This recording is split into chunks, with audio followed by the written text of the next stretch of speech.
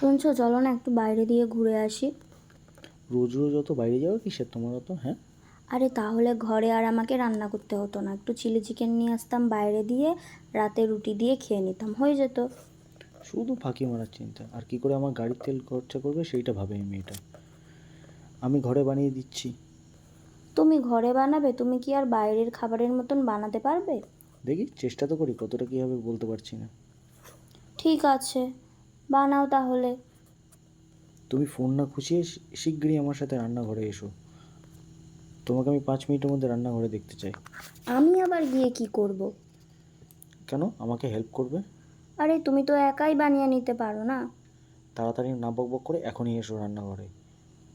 আরে দেখেছো, আমি ভুলেই গেছিলাম যে তুমি আমাকে ডেকেছো। রান্না হয়ে গেল নাকি? হ্যাঁ, হয়ে গেছে, এবার টেস্ট করে দেখো। বাহ, এত তাড়াতাড়ি রান্না করেও ফেললে। ঠিক আছে, টেস্টটা করাও। এত গরম গরম খাওয়া যায়?